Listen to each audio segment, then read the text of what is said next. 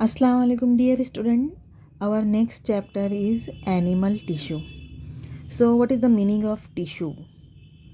Tissue से पहले क्या आता है? सेल आता है ना। सेल खलिया कहलाता है। टिश्यू को बाफ्ते बोला जाता है। टिश्यू से मिलकर बहुत सारे ऑर्गेन बनते हैं। ऑर्गेन से मिलकर सिस्टम बनता है। सिस्टम से मिलकर कंप्लीट बॉडी बनती है। So a group of cell is called as a tissue. Group of cell क्या कहलाता है? टिश्यू कहलाता है। ये आपको याद रखना है ना। In our body average number of cell in the human body is approximately 100 trillion. हम लोगों की बॉडी के अंदर 100 ट्रिलियन सेल्स मौजूद है। जो कितनी अलग अलग टाइप की हैं? 200 डिफरेंट टाइप्स ऑफ सेल। मतलब 100 trillion cells are present in our body and 200 different types of cells are present in our body. So what is histology? Histology, it means study of structure and arrangement of tissue is called as a histology. कभी कभी 1 marks का question पूछा जाता है कि what is histology. तो histology क्या है? Study of structure and arrangement of tissue. Okay. 2 types of cells are present in our body. One is somatic cell, another is germ cell. Somatic cell, it is a Greek word which means soma. Soma means body. Somatic cell are also called as a body cell. Next one is germ cell. Germ cell is present in only sperm. It is related for a male reproductive organ. Ova, it is related for a female reproductive organ. It belongs to reproductive system. Okay. हम लोगों की body के अंदर 2 तरीके के cell होते हैं. एक सोमैटिक सेल होता है, दूसरा जर्मिनल सेल होता है. जर्म सेल जिसको बोला जाता है. तो जर्म सेल सिर्फ प्रेजेंट होता है रिप्रोडक्टिव ऑर्गेन में. तो रिप्रोडक्टिव ऑर्गेन कौन कौन सा है? एक तो फीमेल रिप्रोडक्टिव ऑर्गेन है, एक मेल रिप्रोडक्टिव ऑर्गेन है ना. अब पूरी बॉडी के अंदर जो ऑल सिस्टम्स को कंटेन करते हैं, उनका फंक्शन करते हैं, ये कौन सा सेल होता है? सोमैटिक सेल, बॉडी सेल जिसको बोला जाता है. Next is the epithelial tissue. Epithelial tissue क्या है? ये epi means above and thelium means layer of the cell. अब देखिए एपिथेलियम का मतलब क्या होगा, ये सेल्स कैसे होते हैं. तो फॉर एग्ज़ाम्पल ये हम लोगों का की सेल है, ये सेल की एक लाइनिंग है. अब यही लाइनिंग क्या है? Epithelial cell. मतलब बेस, सेल का एकदम बेस रीजन जो टिश्यू बनते जा रहे हैं वो है एपिथेलियल टिश्यू. इसमें इसका कुछ कैरेक्टर दिया गया है, इसका फंक्शन दिया गया है. तो क्या है ये? Covering on inner and outer surface of body and organ. ये बॉडी के इनर और आउटर सरफेस को कवर करके रखता है. सेल्स कैसे होते हैं? Polygonal, cuboidal. पॉलीगोनल शेप के भी हो सकते हैं, क्यूबॉइडल क्यूब लाइक स्ट्रक्चर भी हो सकता है, कॉलमनार कॉलम के जैसा इनका शेप भी हो सकता है. Single, central and basal nucleus is present. Single nucleus भी है, सेंट्रल भी है, सेंटर में पाया जाता है, बेसल बेस रीजन में भी न्यूक्लियस प्रेजेंट हो सकता है. A vascular tissue with good capacity of regeneration.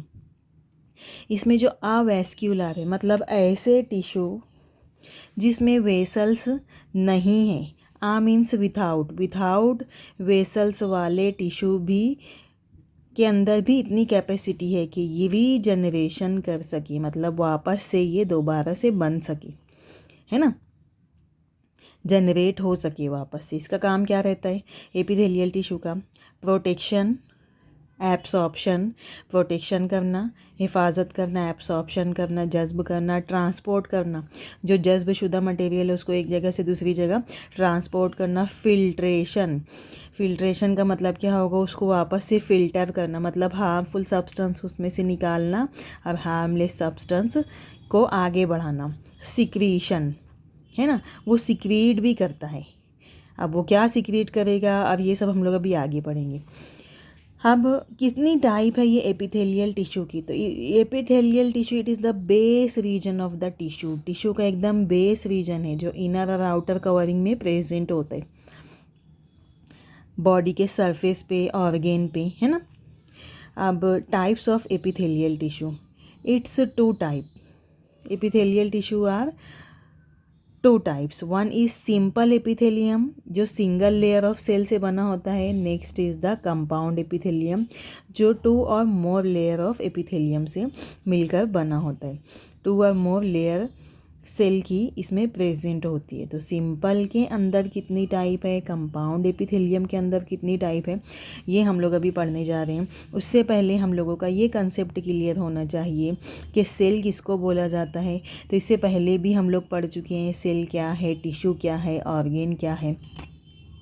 तो ये सेल का हम लोग पूरा एक चैप्टर पढ़ चुके हैं, है ना, structure of cell and organisation. आपको याद होगा लास्ट चैप्टर हम लोगों ने यही स्टडी किया था।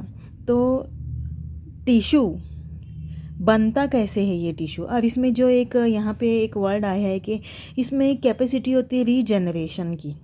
तो रीजनरेट कैसे होता है, उसका रीज़न क्या है कि सेल के अंदर न्यूक्लियस पाया जाता है। जब बहुत सारे सेल मिलकर टिश्यू बनाते हैं तो टिश्यू में भी न्यूक्लियस होगा प्रेजेंट, और न्यूक्लियस के अंदर डीएनए भी होता है, आरएनए भी होता है, कुछ में नॉन जेनेटिक होता है, कुछ में जेनेटिक होता है। तो ये आरएनए और डीएनए क्या करते हैं, खुद से सेल्फ रेप्लिकेट होते हैं, अपने जैसा वापस से बनाते हैं। न्यूक्लियस हेलिक्स बनने के बाद वो वापस सेल दोबारा से बन जाते हैं ना, रीजनरेशन की कैपेसिटी होती है बॉडी के अंदर। अब देखते हैं सबसे पहले नंबर का जो सिंपल एपिथेलियम है।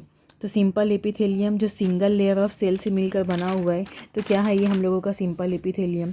अब देखिए इसमें इम्पॉर्टेंट क्या है कि टाइप्स ऑफ एपिथेलियल टिश्यू, उसका डिस्क्रिप्शन, उसकी लोकेशन कहाँ है और पाया कहाँ, सॉरी इसका फंक्शन क्या है, ये हम लोगों को मालूम रहना चाहिए, है ना। क्या बता रही हूँ मैं आपको, सबसे पहले कितनी टाइप है, तो सिंपल एपिथेलियम की टाइप 7 डिफरेंट टाइप्स हैं इसकी, 7 different types of simple epithelium और इसका डिस्क्रिप्शन भी दिया गया है। इसकी लोकेशन, बॉडी के अंदर ये सिंपल एपिथेलियम कहाँ पर पाया जाता है, इसकी लोकेशन भी दी गई है, और क्या दिया गया है, इसका फंक्शन दिया गया है। तो ये आप पूरा, जैसे मैं चार्ट आपको बता रही हूँ ना, ये आप पूरा ऐसे बना लीजिए। उसके बाद उसका डिस्क्रिप्शन पढ़िए, उसकी लोकेशन पढ़िए, उसका फंक्शन पढ़िए, ये आपको एकदम इजी लगेगा। ये जैसे बुक में बहुत हार्ड उसमें दिया है ना, तो ये मैं आपको एकदम सिंपल करके बता रही हूँ। तो सबसे पहले types of epithelial tissue, first is the squamous epithelium. Squamous epithelial या एपिथेलियम दोनों एक ही है ना, इसमें कंफ्यूज मत होना कि कहीं एपिथेलियल लिखा है कहीं एपिथेलियम लिखा है, both are same. First is squamous epithelium, cuboidal epithelium, columnar epithelium, ciliated epithelium.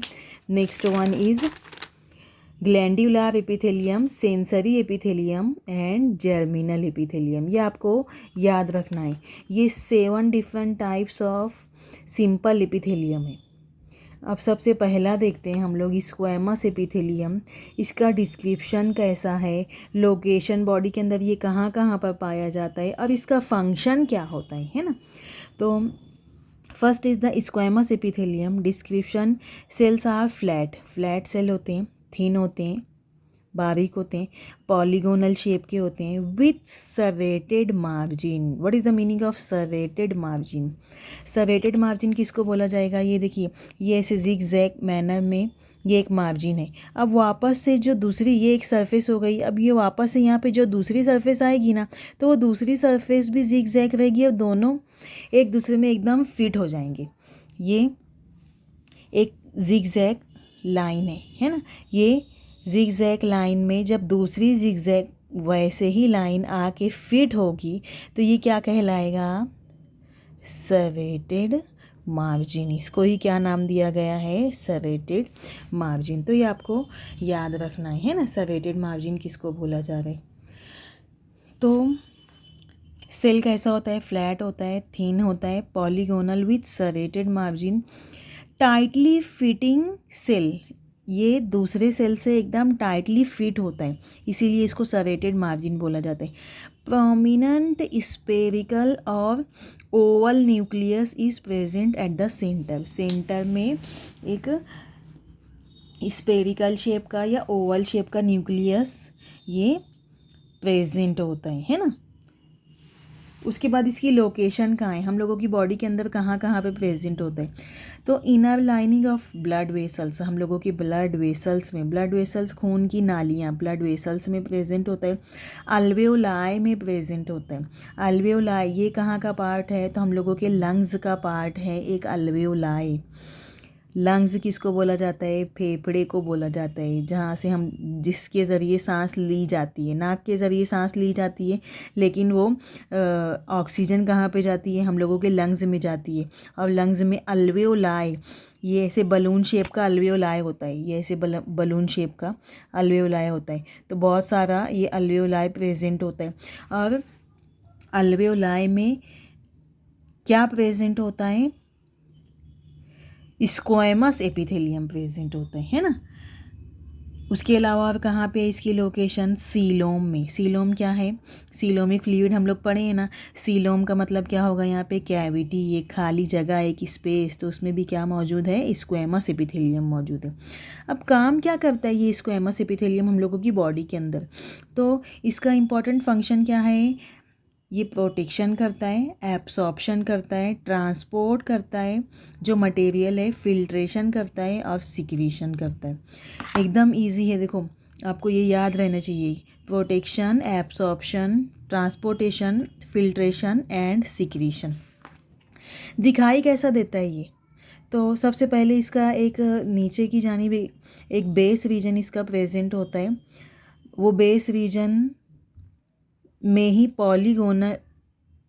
Polygonal shape के सेल होते हैं और उसी को